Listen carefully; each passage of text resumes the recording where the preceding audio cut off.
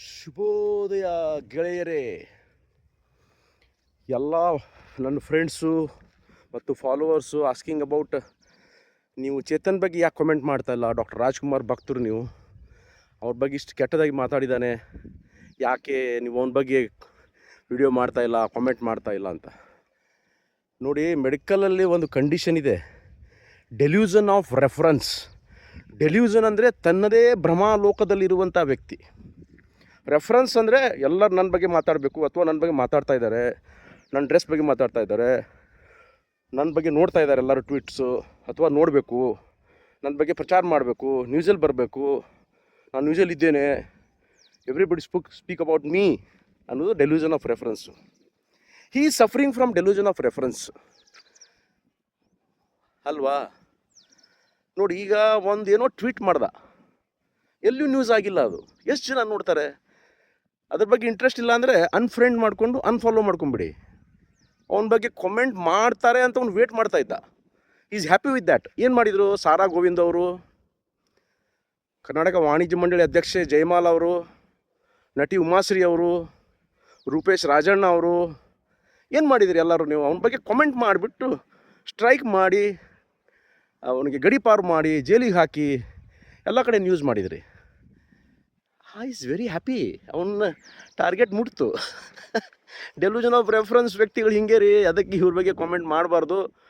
ಎಲ್ಲರೂ ರಾಜ್ಕುಮಾರ್ ಬಗ್ಗೆ ಮಾತಾಡಿದ್ರಿ. ರಾಜ್ಕುಮಾರ್ ಬಗ್ಗೆ 20 ವರ್ಷ ಆಯ್ತು ರೀ, ಕನ್ನಡ ಚಿತ್ರರಂಗದ ಧ್ರುವ ತಾರೆ ರೀ ಅವರು. ಅವ್ರ ಬಗ್ಗೆ ನಾನು ಹಿಂಗೆ ಮಾಡಿದ್ದಾರೆ, ಅವರು ಇಷ್ಟು ಪ್ರಶಸ್ತಿ ಪಡೆದವ್ರೆ, 200+ ಚಿತ್ರಗಳು ಮಾಡಿದ್ದಾರೆ, ಇಂಥ ಆ್ಯಕ್ಟಿಂಗ್ ಮಾಡಿದ್ರೆ ಹೇಳುವಂಥ ಅವಶ್ಯಕತೆ ಇಲ್ಲ ರೀ. ಅದನ್ನು ನೋಡಿ ಬೆಳೆದವರೆಲ್ಲ ನಾವು ಅಲ್ವಾ. ಬೇಡರ ಕಣ್ಣಪ್ಪನಂದು ಹಿಡ್ಕೊಂಡು ಜೀವನ ಚೈತ್ರ ಆಕಸ್ಮಿಕವರೆಗೂ ಎಲ್ಲರೂ ಅವ್ರ ಪಿಕ್ಚರ್ ನೋಡಿ ಬೆಳೆದವ್ರು ನಾವು. ಮುದ್ದೇಬೇಳದಲ್ಲಿ, ಮುರಳಿ ಟಾಕೀಸ್, ಗಿರಿಜಾಶಂಕರಲ್ಲಿ ನೋಡಿ ನೋಡಿ ನೋಡಿ ಬೆಳೆದವ್ರು ನಾವು. ಅವರಿಂದ ಎಷ್ಟೋ ಕಲ್ತಿದ್ದೇವೆ ನಾವು ಅಲ್ವಾ. ಅವ್ರ ಬಗ್ಗೆ ನಾವು ಕಾಮೆಂಟ್ ಮಾಡಿ, ಇಂಥ ಒಬ್ಬ ವ್ಯಕ್ತಿ ಬಗ್ಗೆ ವಿಡಿಯೋ ಮಾಡಿ ಅವಶ್ಯಕತೆ ಇಲ್ಲ ರೀ. Chetan is nothing. ನಿಜವಾಗ್ಲೂ ರೀ, ಅವ್ನು ಕಮೆಂಟ್ ಮಾಡ್ತಾನೆ, ಮಾಡಿಬಿಡ್ರಿ, ಸ್ವತಂತ್ರ ಇದೆ ಅವನಿಗೆ, ಅಭಿವ್ಯಕ್ತಿ ಸ್ವಾತಂತ್ರ್ಯ ಇದೆಯಲ್ಲ.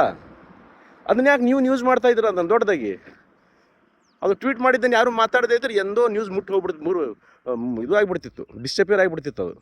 ಸುಮ್ಮನೆ ಅದನ್ನು ನ್ಯೂಸಲ್ಲಿ ತಂದು ಸಾರಾ ಗೋವಿಂದ್ ಅವರು, ಜಯಮಾಲಾ ಅವರು, ಉಮಾಶ್ರೀ ಅವರು, ಅವಶ್ಯಕತೆ ಇಲ್ಲ ರೀ, ಅವಶ್ಯಕತೆ ಇಲ್ಲ ಅವನ ಬಗ್ಗೆ ಮಾತಾಡೋದು. Some of the patients don't have treatment. Delusion of reference.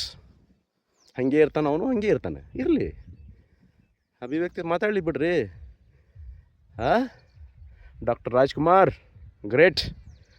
ಹುಟ್ಟಿದರೆ ಕನ್ನಡ ನಾಡಲ್ಲಿ ಹುಟ್ಟಬೇಕು, ಮೆಟ್ಟಿದರೆ ಕನ್ನಡ ಮಣ್ಣ ಮೆಟ್ಟಬೇಕು. ಬಾಯ್, ಥ್ಯಾಂಕ್ ಯು.